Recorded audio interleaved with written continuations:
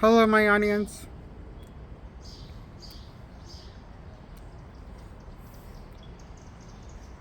I'm reviewing The Dark Knight 2008. I give it a 6 points out of 10 points. It's not bad, it's just mediocre. A lot of the movie. But cinematic, structured, and big actions, and mind blowing action.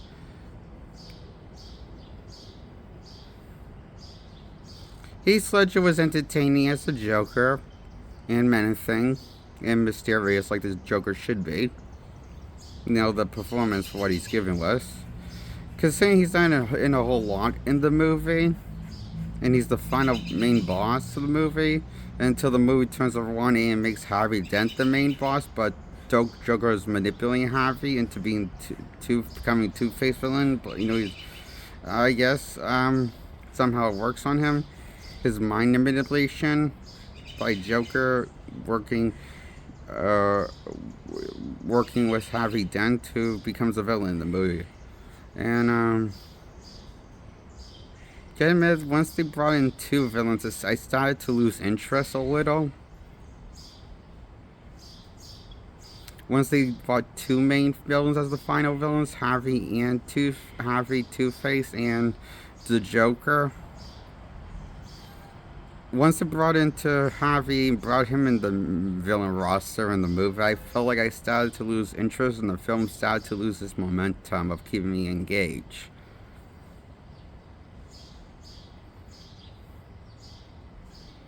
Gotta say, this is a weaker movie than Batman Begins and The Dark Knight Rises, for me. As a Batman fan and as a film of cinema, this is definitely the weaker out of the bunch in the trilogy of Batman movies with Christian Bale starting.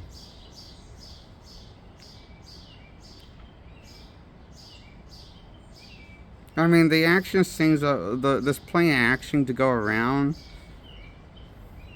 in the movie, so I don't really notice how bad the story is. And the spectacle, the violence is great shot, so you don't really notice how mediocre the stupid script is, especially at least when it brings into two villains as the final villains, Two-Face and Joker. Why couldn't it just be one of them?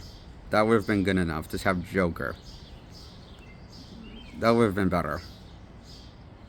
And the movie wouldn't have dragged on. The movie was ended with Joker's arrest. Taken by the SWAT team, and the movie would have ended there. And more have felt like a better ending than what we got.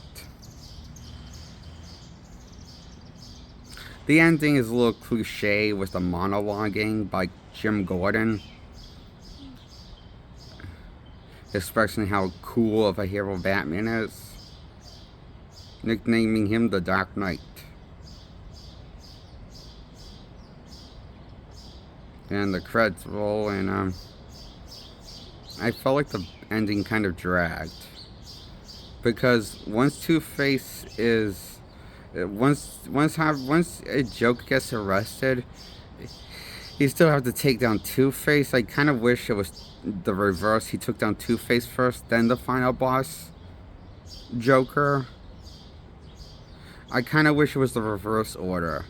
Joker still being the main guy behind everything, but I just wish like the reverse order happened in the order than what it happened in, which is they take the Joker first, then Harvey. I think it should have been the reverse. I had no problem with the story except when it brings in the two villains at the end, and then it starts to fall apart in structure and keep me engaged. Fails to. Not as much as the beginning earlier on in the movie was just one villain manipulating other villains and killing them off, done by the Joker, and innocent lives too. This Joker was a nice job of being a mysterious, unpredictable, psychotic clown dressed as a mad clown. Joker is definitely the best part of this movie.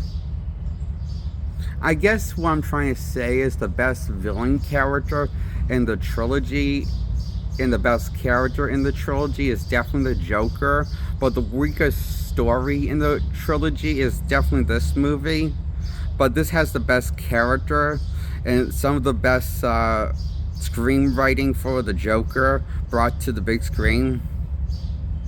Like, the Joker hasn't been this on point and menacing and funny at the same time since Nicholson played him last with the Burton movies. Again, I mean, I enjoyed Nicholson's a little more, but mostly because I like his design more. It's more faithful to the way you see Joker drawn, like in the comics. His was his design. I don't hate Heath Ledger's. It's just not exactly comic book accurate looking design. But that's me being nitpicky. I'm always going to prefer the original comic book designs over what is a reimagining design for the big screen.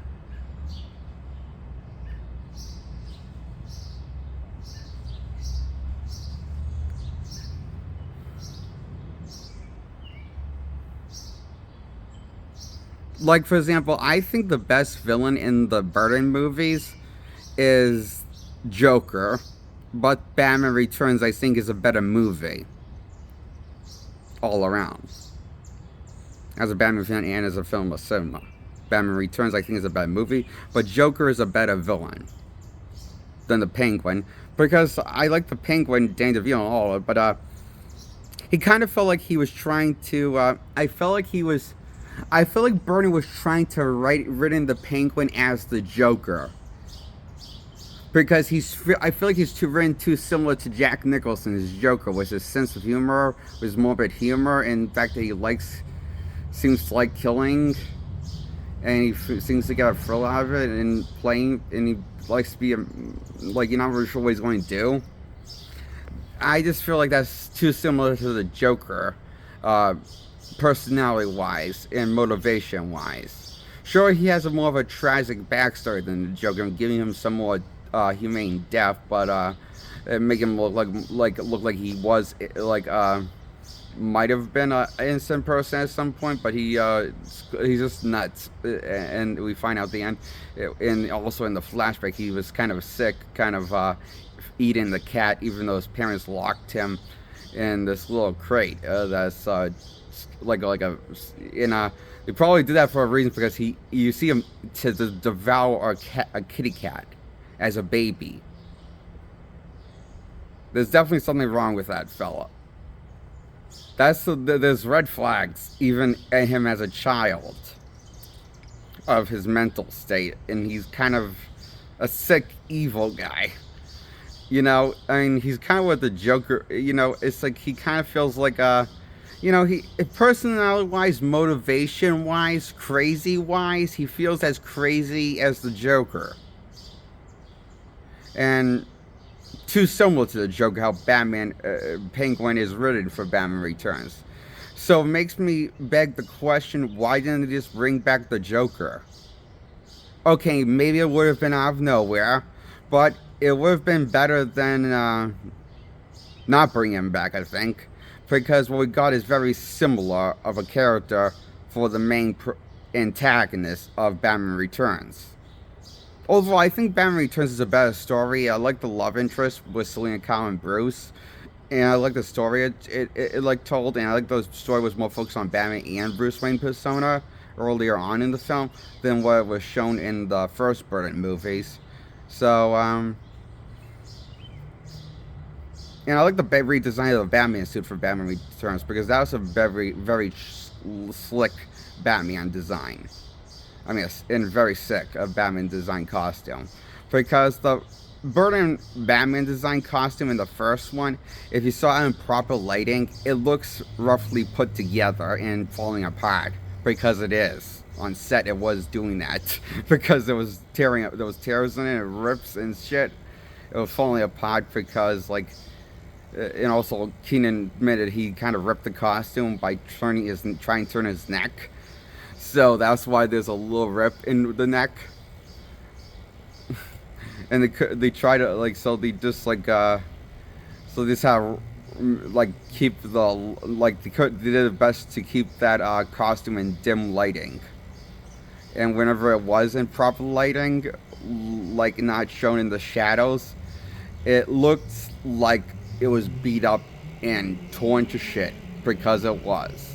But whenever it was in the dark lighting, in the shadows, or at nighttime, or in dim lighting, like in the bell towers fight scene, with little lights in the around in the bell tower, like surrounding the bell tower, like the was shining by the police, shining a light on the bell tower and stuff. You see, and like so it's a little lighting, but it's a dim lighted thing. But you can tell the reason why he did that is because he didn't want anyone to realize how fucking ripped the costume was. Burton probably was kind of embarrassed how beat up the costume was on set. Because whenever you see in proper lighting in the final film, it looks terrible. Like the worst fucking pieced together Batman costumes more than any of them. Live action Batmans. Even from Schumacher's Bat Nibbles. They might have bat nibbles, Schumacher's bat nibbles, but I'll take that anyway over a ripped costume and like a whole, Keenan's first costume looked like shit, like it was made out of the garbage. I know they didn't really made that. That wasn't how they made it. But I know they got it ripped on set and torn. It was falling apart on set. I found those during the special features, but that doesn't change the fact that his costume looks like garbage whenever it's in proper lighting, like the restaurant scene or the scene when Joker shines a helicopter light on him. Those are the only two scenes where it's in proper lighting. When you see how bad the costume is. Well, I hope I ruined some of your childhood memories, fine memories from this Batman movie. But seriously, I love the Burton movies. I just think it's not perfect, but I still give them a 10 out of 10. The Burton movies. This not perfect, but mostly on X. Most of my biggest problem with the first one is the costume itself. And I like how Burton fixed that problem and showed the costume always in proper lighting, even in the dark scenes of the like at nighttime. It was always in proper light. He like showed the shit off of that costume in Batman Returns. You could tell he was proud of how well that costume came out. It did not come out, and they got ripped into shit and stuff. And they made it made out a different material that was more flexible for Burton's Batman to move in action scenes. But they still wanted to keep the limited motion in the neck, even though the neck was a little more movable up and down this time, but slightly up and down this time.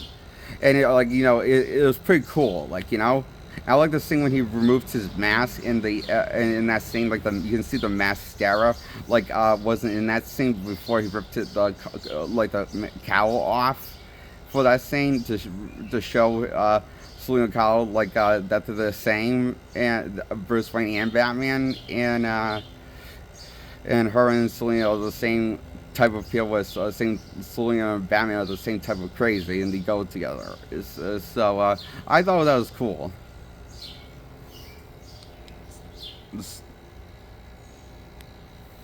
And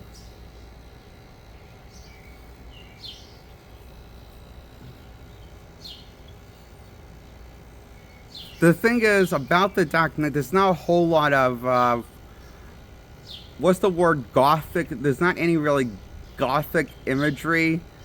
The thing about the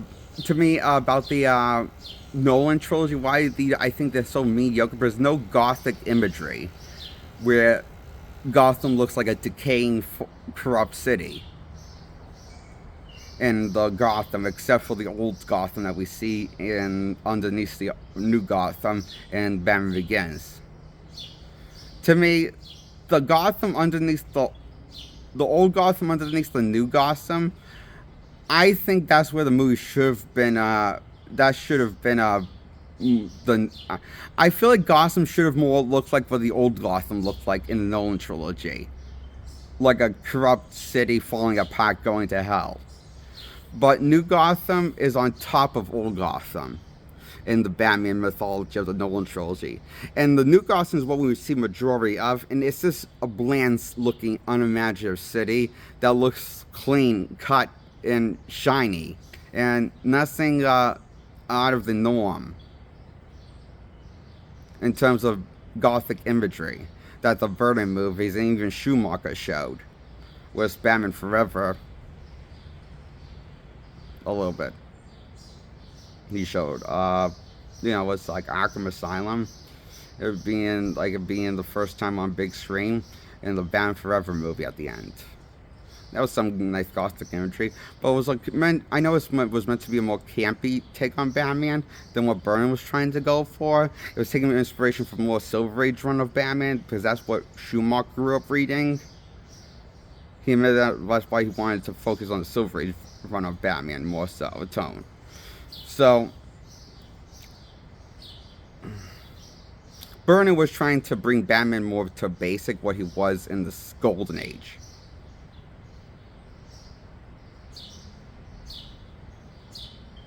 Where he originated from before the Silver Age Batman run happened.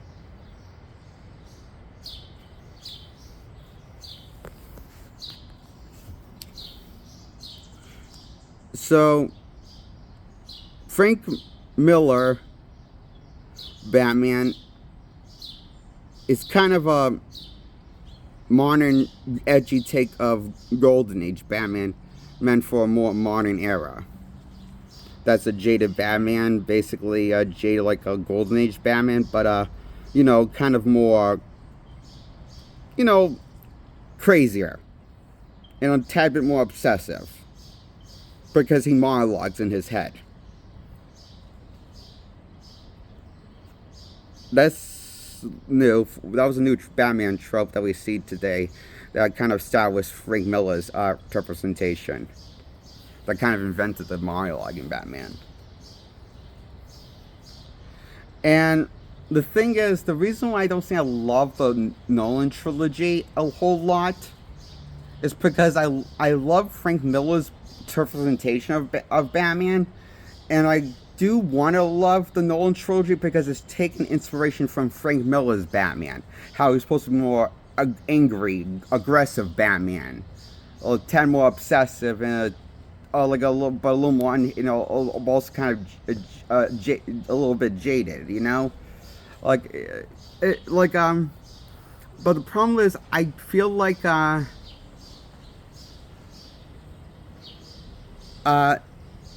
while it does take inspiration from that, Frank Miller's Batman, I feel like the whole trilogy of Nolan trilogy, I also feel like it takes inspiration from everything else of serious Batman we've seen on screen and campy Batman we've seen on screen. That's more lighthearted, like Forever or Schumacher's fine. Was how all the stories play out, and they all seem kind of phony stories cinematically, but am I making sense? I hope I'm making sense. But the stories feel very rehearsed and phony and not authentic progression of character growth for our hero or the villains, with the exception of Joker. Joker was the only well-written, consistent character in the franchise, unfortunately. Maybe this is why people think that the Dark Knight is the best in the trilogy. But personally, I think the best one is the one with Bane. This is the weakest story to me. But it's a lot more cinematic spectacle because more competently directed than Batman Begins. But not as well directed as The Dark Knight Rises. In terms of action being thrown at you. And there's really nothing wrong with that. It's just that, I like all of them, to be honest with you, but I give them all of the 6 out of 10 points, to be honest with you, if I was to be honest. If I was reviewing all 3 of them in this video, but I'm only talking about the sequel. The Dark Knight 2008 movie, okay? Because I'm just bringing these up as examples. So, I guess that's why I want to give the Dark Knight 6 points out of 10, because I just think it's fine to me. I like it. Just don't love it like I wanted to. I personally think it's a little overhyped, but it's not a bad movie at all. I don't think it is. It's not a bad, not all shabby. Okay, it's nice of a movie. I liked it. As a 6 points out of 10.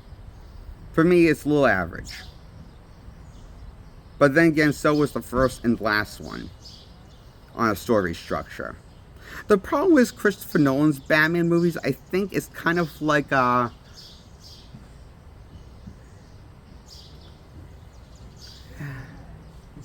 one of those movies where Nolan's a better action director than a story director. Like, the problem with the Batman trilogy with Christopher Nolan, I think it's a trouble story, each installment, but not bad spectacle at all. An unnatural progression of character growth too. Personally, I feel like Batman kind of devolved as a character, him and Bruce Wayne persona, as the trilogy went on. He just felt less scary, or less of a competent hero as the trilogy went on. A bit of both, actually, come to think of it. Especially how he kind of got his ass kicked by Bane. This like, thing he could take him head on. And also losing the company. Being head of Warner Brothers, he's funding the Batman. And oversold to himself with funding the Batman. And lost his money. So much of it. And his employers. So his trench fund has kind of running out, and Alfred left him. So, but he believes Batman's going to get his ass kicked by Bane and going to die. So he doesn't want to see it happen. And thinks he'll prevent Batman from being Batman, but it only pushes him further into being Batman after Alfred leaves. Why did he think that would work? Alfred's kind of stupid sometimes in this movie. And a bit of a feminist. And kind of whiny in the third one. Sensitive. A little too much. Emotional. Michael Caine Alfred. It got disgusting, his emotions. Blech.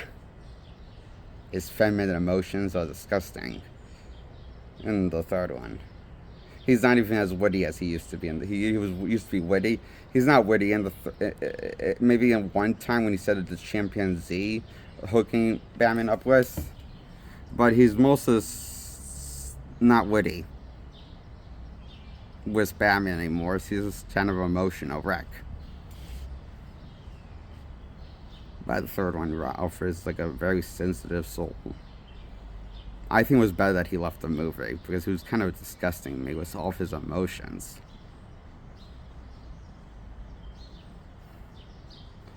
In the third one. Now, it was Alfred in the first two, like, Alfred was written like he was in the first two ones and left Batman, and was still witty and not overly a sensitive C-3PO knockoff, written like he is in the third one. He's written like C-3PO, okay? Shit, that's why I think he sucked in the third one, Michael Caine. Because he reminds me of C-3PO. You know, C-3PO stylish. You know how C-3PO is funny, but he's whiny and feminine. And constantly doesn't like to get into trouble. But let's go away from trouble. That's Alfred. Now, in The Dark Knight Rises. Jesus. Thank God he exited the film early. I couldn't take any more of him.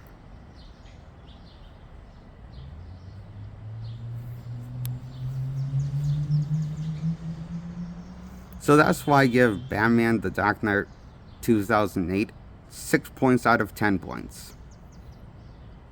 It's a fine, mediocre mess. Popcorn flick. It's okay. I liked it as an okay movie. Okie dokie. Like this video. Subscribe. My subscribers. Grow my subscribers. Like this video. Like and subscribe to my content. Goodbye. Okie dokie. That's my review on the Dark Knight 2008 flick.